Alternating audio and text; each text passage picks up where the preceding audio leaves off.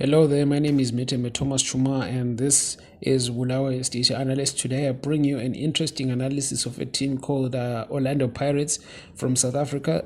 They came second in the Premier League last season, in the season of 2022-23, and they lost the league title race to Mamelodi Sundowns. And they only managed to win 16 games. They drew 6 and they lost 8, which is very low compared to Sundowns, which won 21 games and drew 7 and only lost 2. But this is not the main statistics that we're more interested in. We're interested in the goals that were scored and the goals that were conceded by this team.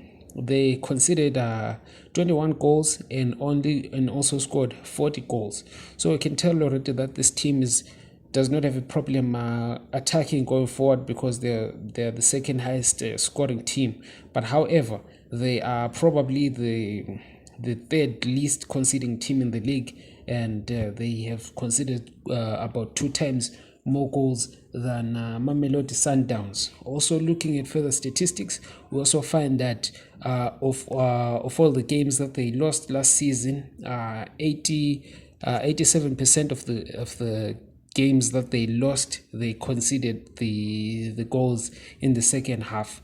So this is very interesting, because when you're looking at statistics, they tell you one part of the game, but when you're also looking at video analysis, they tell you another part of the game. So let's look at how they set up, how they play their football, and what causes them to concede so much goals, and what.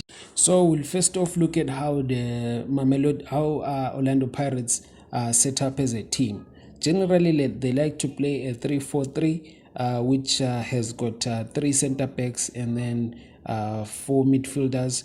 2 of them will be full backs, and then they also play up front with 3 attackers.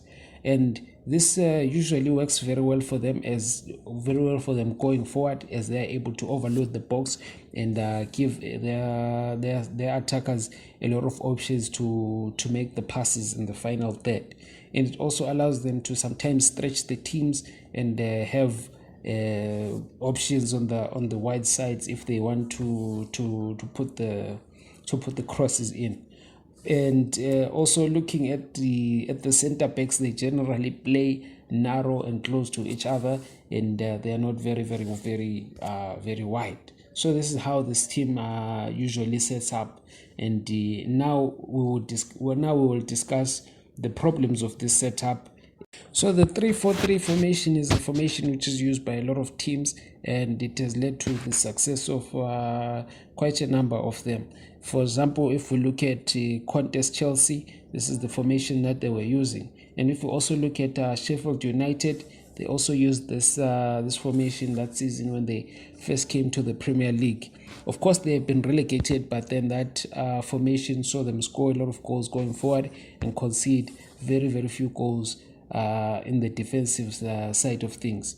However, what we should note about the use of Orlando Pirates formation for the 4-4-3 is that they do not use it effectively, because their fullbacks are always very high up, and this causes them a problem, because when teams are hitting them on the break, they usually are not ready to transition back. The fullbacks are always very high up, so this transition makes it hard for them to come back and also help the center backs in the defensive zone. What I would recommend is that if the fullbacks are going to be going very up high, they shouldn't both do it at the same time. One of them should stay relatively lower, so that they can help the defense if they are caught on the break. Another thing that we also tend to notice with the Orlando Pirates is that they lose a lot of points. They dropped a lot of points last season because of counter attacks. They conceded goals against teams like Cape Town United in counter attacks, and even lost a game, I think, against Chippa United through a goal that came from a counter attack. They also lost a game against Kaizer Chiefs because of a red card that was conceded as a result of a counter attack. So this is directly a problem which bleeds from the way that they use this formation in the defensive side of things. The teams that I mentioned before, which had a lot of success using the 3-4-3 system, are teams which had defensive midfielders who were able to play and the drop between the defenders when the team was under attack, and this would essentially give them give them four defensive players, the three center backs plus the central defensive midfielder. However, Pirates do not really have this, and they do not do it effectively enough to make their formation very, very strong.